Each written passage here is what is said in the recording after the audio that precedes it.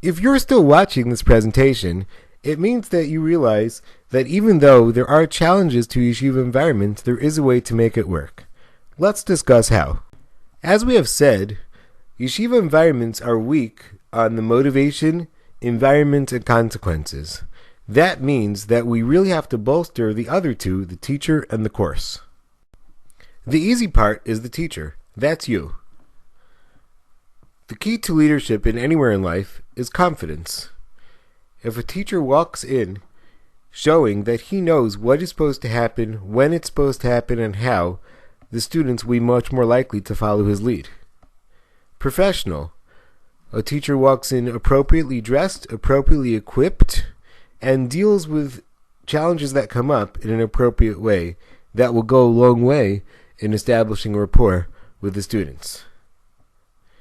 Our students may not intrinsically value our knowledge, but if they're to listen at all, we need to show them that we are knowledgeable in the subject matter, not just a page ahead of them in the book. Firm, but fair. On one hand, we need to establish solid rules. On the other hand, we do not want to be draconian or too rigid so that they do not get frustrated.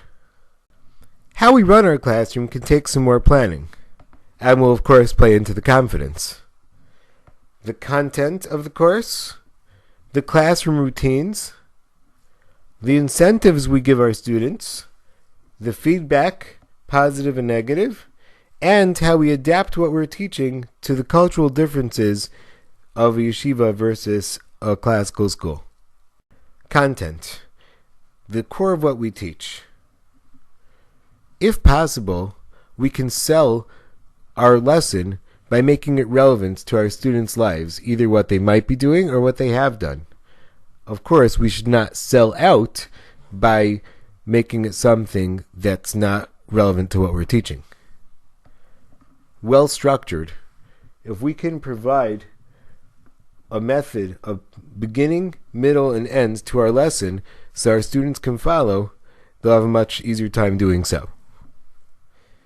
If we can research what it is that we're discussing to answer any questions and to give our students a feeling that we really know what we're talking about.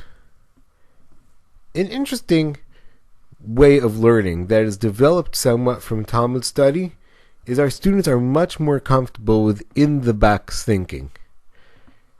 Talmud encourages them to take givens and reconcile them, to work with established proofs and build on them, not to start from scratch. If we can make our lessons in that type of pattern, rather than handing them a blank sheet of paper or a poem and saying, be creative, figure it out on your own, we'll be a lot ahead of the game. Don't use fillers. We want to entertain our students. They're tired, they may be asking for entertainment. Don't dilute your lesson by talking about something that doesn't have to do with the lesson. It will come back to bite you, and ultimately they and you will feel that their time was wasted. One of the biggest mistakes a teacher can make is stepping on a landmine. A landmine is a sensitive area where the students will get upset, enraged, and sometimes even rightfully so. That can disrupt the entire decorum of the class and the rapport of the student with the teacher. What are some landmines? First off, heretical science, science that goes against Orthodox Jewish belief. For example, evolution or the age of the universe. Gloss over it, they ask about it, leave it to their rabbis. Alternative lifestyles, those are shunned. Explicit content, any romantic language, anything like that, you don't want to get into, certainly anything worse or any pictures that are untoward. Political discussions. Now, there's nothing really religious about politics, but Orthodox Jews do tend to be knee-jerk conservative. If you're not, or even if you are, don't get caught up. Skip it over. And religious content, which we'll discuss a little bit more at length. That it's a religious school, isn't it? Let's be very careful here. One of the things about Orthodox Judaism is that we really don't discuss other religions. Even for the sake of comparison, because we feel it's better to leave out the influence altogether. Certainly any other religion is not something you should be discussing. Let's talk about Judaism. Not a great idea. First of all, the secular view of Judaism is actually a lot different than the religious view. For example, King David is viewed as a great warrior in the secular world, is viewed as a saint in the religious world. Even the state of Israel, there are different views between the Orthodox and non-Orthodox Jews. The Holocaust, that's a safe one, right? Actually, Orthodox Judaism has put a lot less emphasis on the Holocaust and much more emphasis on rebuilding the religious community after the Holocaust. You can discuss it, it won't go that far and won't really make the impression you think it will. Our students work very well with routine.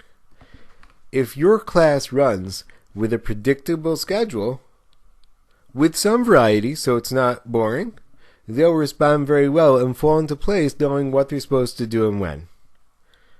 We suggest that you have a starting activity with independent work, something that they come in and do without you being required to stand at the front and lecture.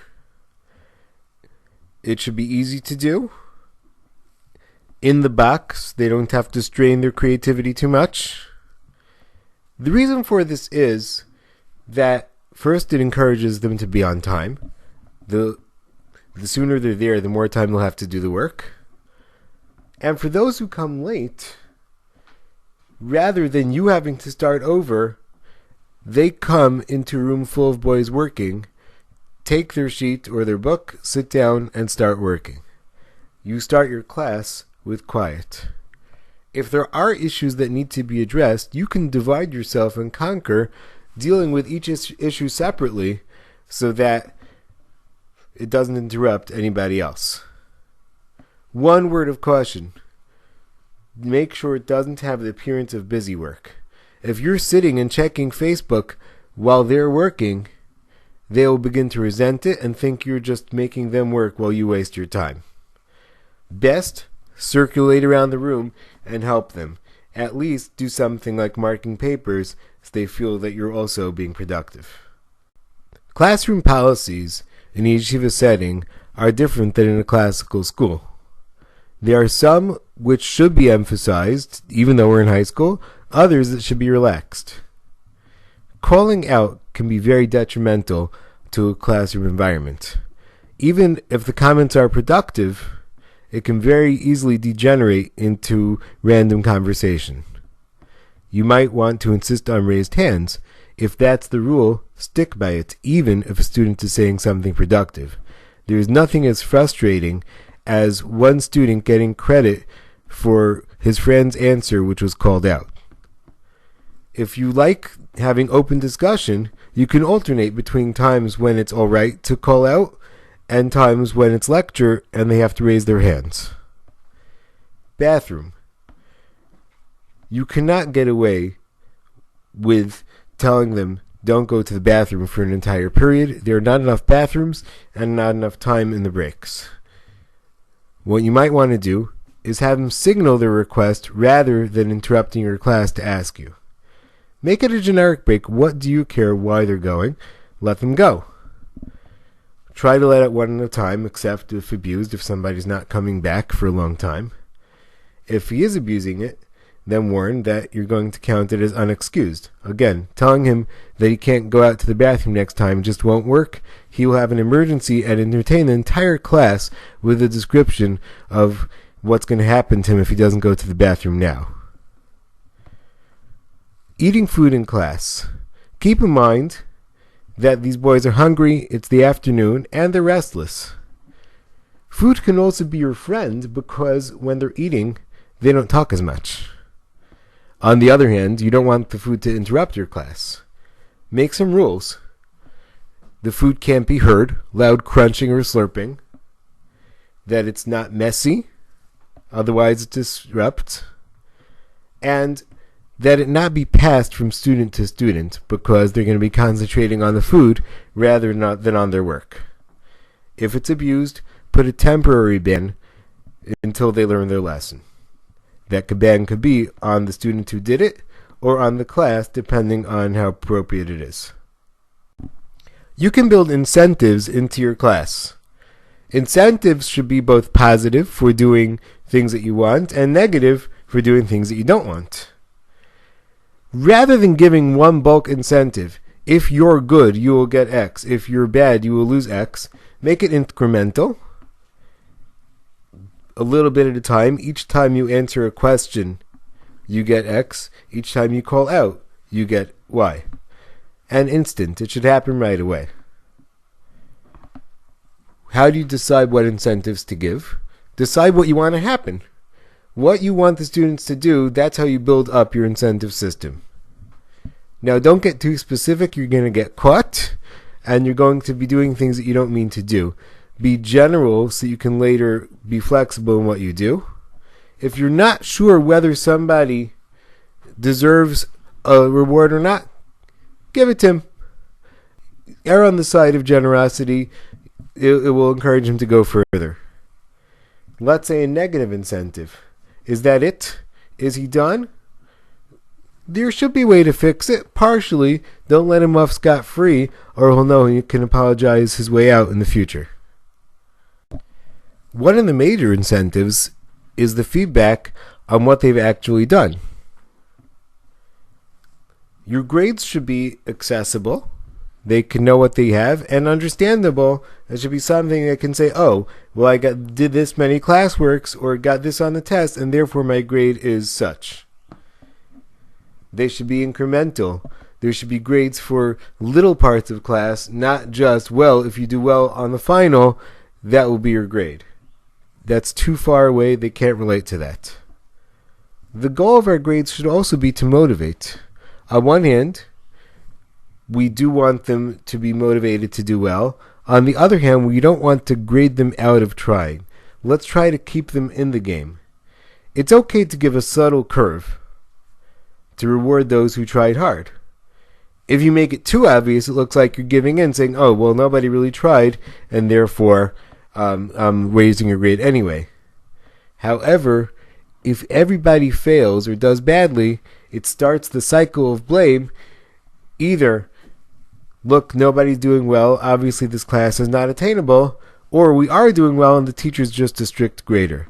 Let's try to avoid that by walking down that middle line. As we noted before, there are cultural differences between you and your students and between those students in a typical school. Yeshiva students are trained to argue and question within certain boundaries, although those boundaries do exist more in the Talmud than in what you're teaching.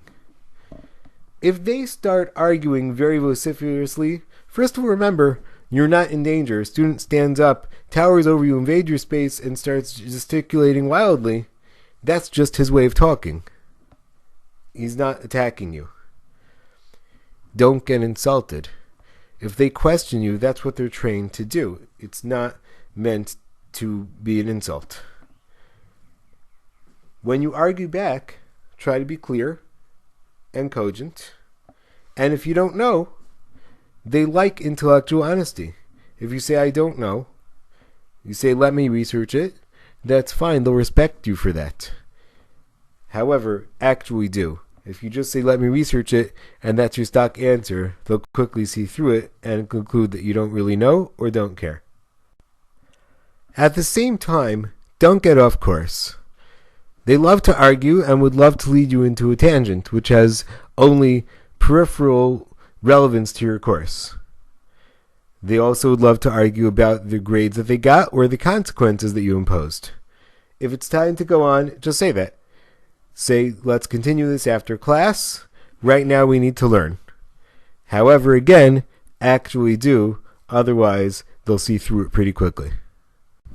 If we structure our lessons in our classroom appropriately, we can make up for the shortcomings inherent in the yeshiva system. While the motivation from the outside may be weak, we can build momentum inside. While the environment surrounding our classroom may not be that strong, we can build a rapport with our students that will earn us their cooperation. While we may not have that many consequences from the outside, we can build incentives into our classroom which will make them want to excel.